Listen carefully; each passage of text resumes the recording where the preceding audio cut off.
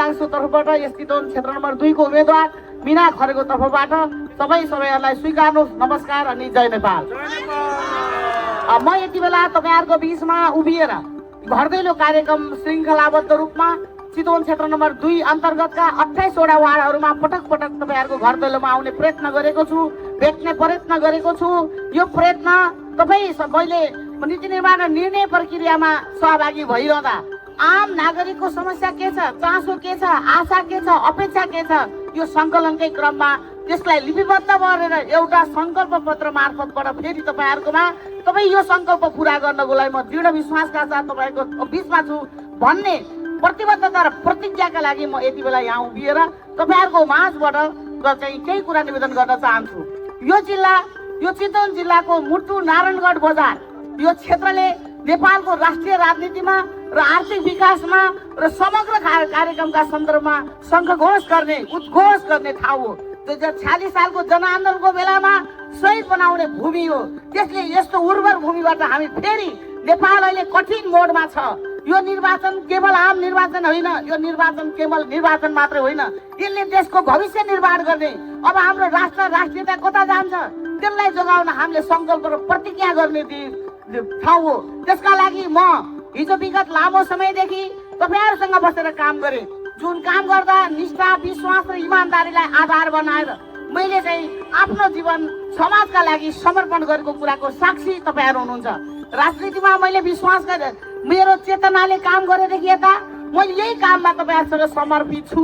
अब हामी यति बेला निर्वाचनको क्रममा चाहिँ जहिले जहिले पनि हामी भ्रममा पर्ने, भ्रमबाट भ्रमित हुने, सामान्य जादुगरले भने जस्तो, चटकैले भने जस्तो कुरामा विश्वास गरेर हामीले मतदान गर्यौं भने त्यो मतले हामी आफैलाई सराप्नेछ, हामी आफैलाई अन्यायमा पार्नेछ।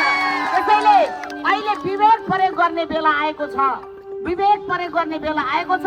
किनकि यो क्षेत्रबाट हामीले विगतमा 2 पटक हामीले कसैलाई निर्वाचित गराएर पठायौं। निर्वाचित गराएर पठाएको जनप्रतिनिधिले के काम गर्नुभयो भन्ने कुराको जानकार तपाई हुनुहुन्छ। के काम गर्नुभयो मात्रै होइन, हाम्रो मत हाम्रो क्षेत्रको प्रतिनिधि हो भन्दा हामीलाई इज्जत भयो कि भएन, गर्व भयो कि भएन, त्यो कुरा म। त्यसैले गर्दा तपाई मलाई निर्वाचित गरेर पठाइरहँदा विगतमा लामो समय मैले निर्वाह गरेको कर्म, मैले गरेको कर्म, त्यही कर्मलाई मैले असहाय, अनाथ, असहायमा परेका, जोखिममा परेकाहरूको न्यायको काम गर्दा त्यही कामलाई समाज सेवाको, त्यही कामलाई राष्ट्र सेवामा परिणत गर्छु। फेरि त्यो इमानदारिता मार्फतबाट जनताको सेवामा समर्पित हुन्छु भनेर मेरो उम्मेदवारी हो।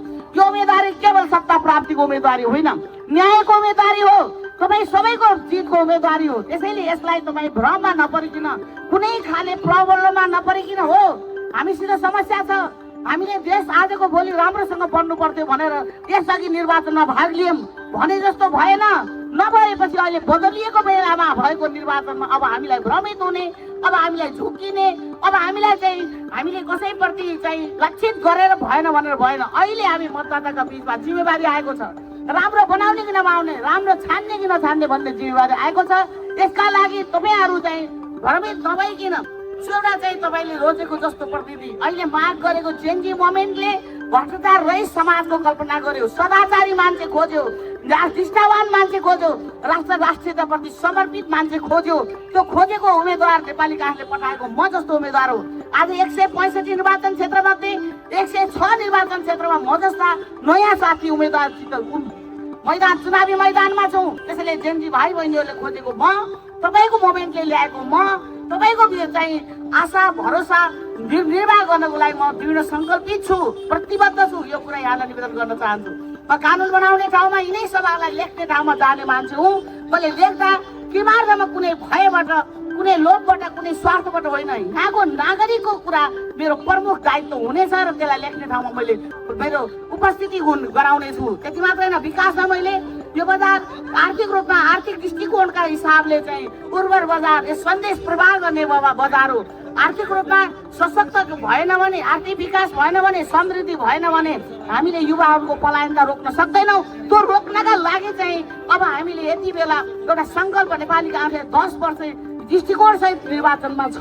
त्यसलाई पुरा गर्नका लागि तपाईँ हामीले अहिले योग्य उम्मेदवार जिताउनु पर्ने अहिलेको आवश्यकता छ।